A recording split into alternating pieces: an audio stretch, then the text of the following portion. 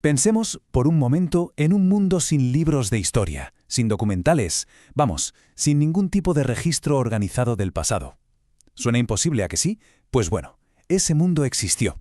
La historia, tal y como la conocemos, tuvo que ser inventada. Y la tradición nos dice que todo, absolutamente todo, empezó con un solo hombre. Con estas palabras arranca Heródoto su gran obra. Y ojo, aunque hoy nos parezca una introducción de lo más normal, hace más de 2000 esto era una auténtica revolución. No se trataba de contar mitos sin más o de hacer una simple lista de reyes, no. Era el primer intento en el mundo occidental de investigar, de razonar sobre las acciones de la gente para que no se perdieran en el tiempo. Estaba, ni más ni menos, creando una forma totalmente nueva de mirar el pasado.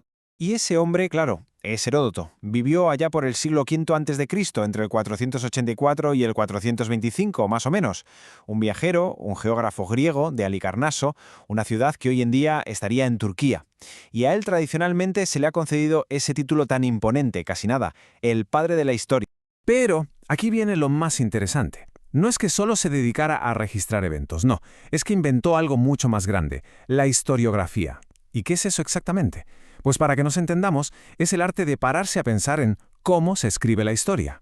No solo contaba lo que había pasado, sino que estaba creando las reglas del juego, el método para investigar y escribir sobre el pasado como una disciplina seria.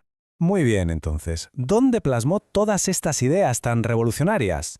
Pues en una única y colosal obra. Y que nadie se equivoque, no era una simple crónica de guerra, era una investigación súper ambiciosa sobre la totalidad del mundo que él conocía.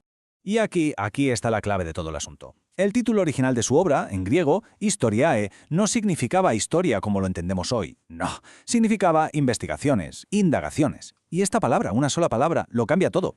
Nos dice que él no estaba simplemente contando un cuento. Él se veía a sí mismo como un investigador, casi como un detective del pasado. Y por eso viajó sin parar, hablando con todo el mundo, recogiendo testimonios, buscando pistas donde fuera. La obra es tan, pero tan extensa que siglos después de su muerte, los editores de la Gran Biblioteca de Alejandría no tuvieron más remedio que dividirla en 9 libros distintos, sencillamente para poder manejarla. Y fíjense en este detalle, que nos abre una ventana a cómo pensaban los griegos. Cada uno de esos 9 libros fue bautizado con el nombre de una de las 9 musas. El libro de historia, como no, bajo la protección de Clío. Esto nos dice algo fundamental. Para ellos, la historia no era solo una ciencia fría y llena de datos, era también un arte, una creación que necesitaba, pues eso, inspiración divina. Y la escala de esta investigación es que era simplemente épica. Heródoto abarcó todo el mundo que conocían los griegos, lo que ellos llamaban el ecumene. Sus relatos nos llevan de viaje desde la península ibérica hasta la India, y desde el corazón de África, desde Sudán hasta el centro de Europa.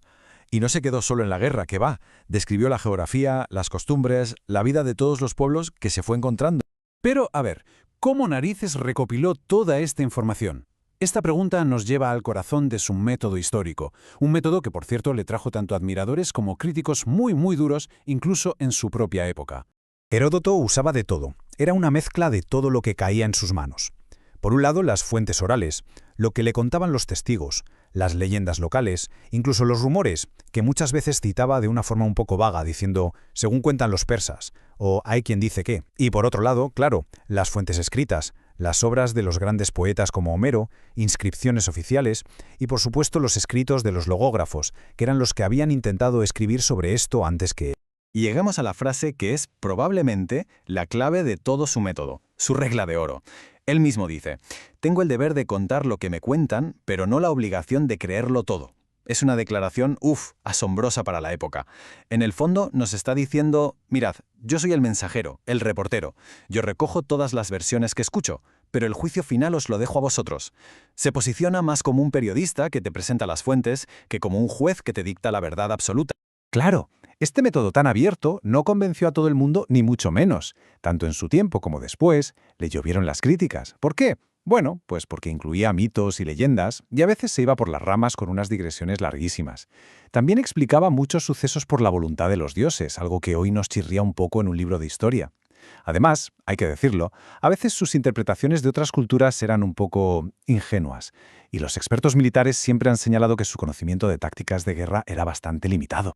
Para entender de verdad el legado de Heródoto, es fundamental conocer al hombre que vino justo después, su gran sucesor y en muchos sentidos su mayor crítico, Tucídides, el que nos contó la guerra del Peloponeso. Es que el contraste es brutal, pura y simplemente brutal. Si Heródoto era el gran narrador de un pasado épico lleno de anécdotas y donde los dioses metían mano a menudo, Tucídides era todo lo contrario. Era el analista frío, metódico, centrado en el presente. Él vivió la guerra que narró y lo primero que hizo fue echar a los dioses de la ecuación. Para Tucídides todo se explicaba por el poder, la política, las decisiones humanas, causa y efecto, y nada más. Podríamos decir que Tucídides cogió el invento de Heródoto y lo convirtió en una ciencia. Y ya, para terminar, vamos a ver un aspecto de su obra que demuestra la increíble cantidad de detalles fascinantes que registró. Detalles que van mucho más allá de las grandes batallas y los tejemanejes de los reyes. Hablemos un momento de esteganografía. ¿Qué es esto? Es básicamente el arte de ocultar un mensaje dentro de otro objeto, de tal forma que nadie sepa siquiera que hay un mensaje ahí. Y resulta que Heródoto nos dejó por escrito algunos de los ejemplos más antiguos y desde luego más creativos de esta técnica. En sus historias, describe dos métodos de espionaje que son, de una genialidad absoluta. El primero, se cogía una tablilla de madera de las que se usaban para escribir, se le quitaba la cera, se tallaba el mensaje secreto en la propia madera y luego se volvía a cubrir todo con cera nueva. Parecía una tablilla en blanco. Y el segundo, que es todavía más increíble, se afeitaba la cabeza de un esclavo de confianza, se le tatuaba el mensaje directamente en el cuero cabelludo, se esperaba que le creciera el pelo para taparlo todo y se le enviaba a su destino. El receptor solo tenía que volver a afeitarle la cabeza para leer el mensaje. Esto nos demuestra que a Heródoto le interesaba todo el abanico de la experiencia humana. Así que al final, volvemos a la pregunta del principio. ¿Qué fue Heródoto? ¿Un historiador riguroso? ¿Un periodista de investigación que se limitaba a contar lo que oía? ¿O un narrador de historias fantástico? Pues la respuesta probablemente es que fue un poco de las tres cosas a la vez. Y esto nos deja con una última reflexión. ¿Cómo llamamos a un pionero que al crear de la nada un campo de conocimiento nuevo tuvo que serlo absolutamente todo al mismo tiempo?